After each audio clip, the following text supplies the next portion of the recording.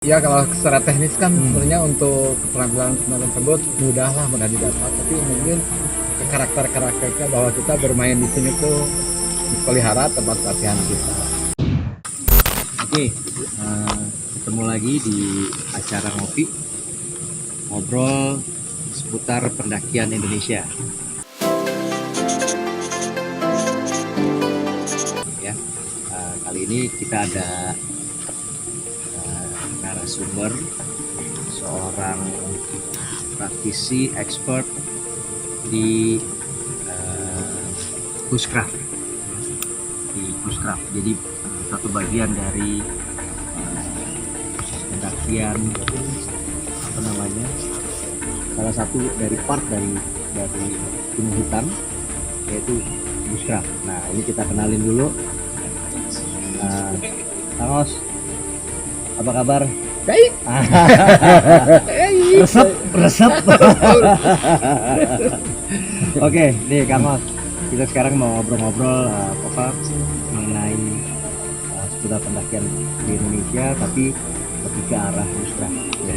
Jadi belakangan ini kan, tahun-tahun belakangan ini kan di Indonesia sendiri kan sudah mulai kita sebutnya booming ya. Walaupun memang dari jauh-jauh hari ya kita sebetulnya sudah kenal aktivitas bushcraft itu, kita sudah tahu itu, tapi memang sekarang sudah mulai ada orang yang memang naik gunung, mungkin hanya naik gunung kali ya, tapi masuk ke hutan, lalu macam-macam tujuannya ya, terus menggunakan mungkin alat yang minim mungkin ya, karena banyak tujuannya gitu ya. Nah, menurut Kang Os sendiri sekarang perkembangan bushcraft di Indonesia itu bagaimana? Jadi lebih bagus, kemudian karena informasinya juga lebih cepat, jadi lebih merata kemampuan tersebut. Ada baiknya juga, jadi semakin terasa. Jadi kemampuan yang dulunya hanya dilewatkan, hanya misalnya kita di sini sebenarnya tidak perlu api kan, dengan peralatan yang ini ya kita sudah nyaman. Tapi ada beberapa orang yang memang mungkin cara berpikirnya bukan berbeda ya.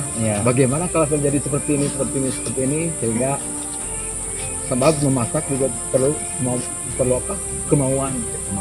Jadi dilatih memasak, membuat api, seru kegiatan untuk memenuhi kebutuhan tuh dengan bushcraft itu terasa. Jadi kita unsur maunya yang ditimbulkan dari situ. Bagus menurut saya. Ya, jadi memang sekarang kan juga banyak tuh ya Kang Os, kelompok-kelompok atau grup-grup yang memang sudah mengkhususkan mengkhususkan lebih ke arah bushcraft, yaitu bermain di hutan dengan alat seminim mungkin gitu ya, memanfaatkan dengan sumber daya yang ada gitu ya. Nah, sebetulnya balik lagi nih Kang Os, bushcraft itu sebetulnya dari sudut pandang Kang Os sendiri, apakah suatu kegiatan yang memang merusak nggak sih? Ada kayak buang sampah lah, kita sudah tahu, tapi banyak juga yang melanggar. Jadi beberapa orang mungkin hanya secara teknikalnya aja terasa, tapi kepedulian terhadap bekas latihannya juga mungkin beberapa orang, hanya beberapa saja. Tapi saya yakin komunitas bushcraft sudah menyadari bahwa alam dan penggiat itu memang harus saling menghargai lah. Saling menikmati. Artinya sebetulnya kegiatan ini bisa tetap dilakukan tanpa harus merusak hutan, tapi ya memanfaatkan sumber daya yang ada di dalam yang ada di sekitarnya gitu ya Kang ya. Sebenarnya ini kan semacam kita bukan menebang ya. Ada aturan-aturan, bahkan negara juga sudah melegalkan. Soalnya tidak menebang pohon tunggal bagian saja, atau membuat kayak saja bikin tongkat dari perlu yang sudah tumbuh. Ya, berarti ya kita bisa menambis bahwa kegiatan bushcraft itu sebetulnya asal dilakukan dengan ada aturannya, dengan ketentuan yang ada, itu sebetulnya juga tidak merusak hutan. Oke. Lalu ada juga yang nanya, Kang Os, bedanya bushcraft sama survival apa sih? Banyak gitu. Kalau ini menurut saya pribadi ya, survival itu kan bisa terjadi di mana saja. apa saja pada siapa saja. Itu suatu situasi kalau menurut saya. Sebenarnya kan dari craftnya aja ya udah inilah keterampilan ya. Oke. Jadi keterampilan sebenarnya hampir seluruh bangsa atau negara juga punya ya keterampilan kuno yang memang tidak ketergantungan terhadap teknologinya. Sumber listrik itunya kan. Betul. Jadi memang ternyata memang ya kita bisa bedakan kan, walaupun orang banyak ini bushcraft survival memang kondisinya mirip-mirip, minim ya kan, kondisi di mana kita minim akan peralatan. Ada yang sengaja kan biasanya. Yes. Yang bushcraft itu kan biasanya suasananya aman, nyaman, hanya seperti kesan saya sendiri ya. Kegiatan-kegiatan kalau saya menonton bushcraft itu seperti ya mengasah keterampilan.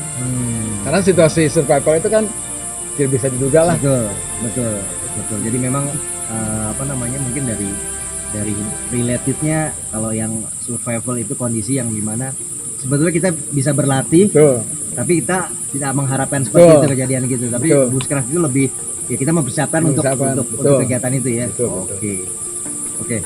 Terus kalau sekarang Kang Os, ini kan kita kenal ya, Indonesia juga mempunyai gunung-gunung yang sangat banyak, hutan-hutan yang sangat banyak. Perlu juga nggak sih sebetulnya bushcraft ini diberikan orang-orang ini diberikan suatu pelatihan atau training gitu, agar yang tadi seperti dibilang bahwa tujuan dari bushcraftnya sendiri itu tujuannya sampai gitu ya. Jadi perlu ya seperti itu ya, ada pelatihan atau apa. Kalau secara teknis kan sebenarnya untuk keterampilan tersebut mudah didapat, tapi mungkin ke karakternya bahwa kita bermain di sini tuh pelihara tempat latihan kita. Jadi memang lebih ke kesadaran, karena kalau sifatnya menghimbauan atau ini aturan-aturan sudah jelas. Jadi tinggal kesadaran kita bahwa kita bermain di sini, jaga daerah latihan. Itu banyaknya seperti itu, karena sudah jelas aturan dimanapun. Latihan-pelatihan juga belum tentu lah bisa ini, tapi himbauan seperti itu tuh sudah banyak ya. Semuanya kan ke arah yang lebih baik. Tapi kenyataannya memang timbul dari diri sendiri lah, hanya tadi tergantung tujuannya dia. Oke, ya baik. Jadi memang ya kita harapkan sih sebetulnya karena sebetulnya bushcraft ini juga kan suatu kegiatan yang positif di mana bahwa ya kita melatih untuk bisa bertahan untuk bukan bertahan hidup, untuk bisa hidup ya di alam ya kan, dengan menggunakan sumber daya yang ada, yang meminimalkan mungkin teknologi yang ada gitu ya, kembali ke alam, meresapi hakikat kita ya kan? Berteman dengan alam, melatih mental ya kan. Jadi memang kita harapkan bahwa nanti ya kedepannya di bushcraft di Indonesia juga bisa lebih terarah dan mungkin lebih bagus lagi. Kalau misalnya memang saya juga udah dengar tuh ada beberapa kelompok-kelompok yang memang sudah membuat ke arah ke arah pelatihan atau segala macam. Jadi mengedukate bahwa kita bisa bermain di alam tapi ya tanpa harus merusak alam gitu. Nah, terus Kang Os, dengan sekarang di Indonesia sendiri gitu ya, wisata alam juga semakin pesat ya. Orang juga udah mulai banyak camping. Kalau dulu mungkin kita lihat bahwa yang camping tuh banyak pelajar atau segala macam, tapi sekarang juga keluarga itu juga udah mulai wisatanya wisata alam gitu ya. Menurut Kang Os ini sebuah reaksi yang positif nggak sih dari masyarakat Indonesia? Positif sekali. Ini sebenarnya Indonesia tuh tidak perlu membuat hutan dari hutan, sehingga sudah menjadi, cuma untuk pengelola memangnya karena setiap wisatawan itu tidak punya kesadaran yang sama terhadap alam. Jadi memang harus menjadi perhatian. Anggap saja mereka tuh tidak punya wawasan mengenai lingkungan. Jadi tanggung jawabnya di pihak pengelola lah sepenuhnya. Ini kan tidak ada kontrol sampah apapun kan. Ya, betul. Kita memang idealnya pihak pengelola itu menganggap bahwa semua wisatawan itu belum mendapatkan pelatihan atau edukasi mengenai lingkungan. Jadi ya sepenuhnya kalau wisata usahanya dari wisata, pengelola juga harus bertanggung jawab terhadap, jangan tidak dibebankan ke, walaupun beberapa orang mungkin sudah sadar bahwa sampahnya sendiri ke depan seperti di sini gitu ya, bawa ke depan kemanapun, tapi kebanyakan tidak, coba lihat aja ya, nanti kita lihat. Nah, terus Kang Os, jadi ini kan sebagai penggiat juga expert juga di kegiatan Bushcraft ini, sebetulnya kedepannya ada harapan apa sih Kang Os mengenai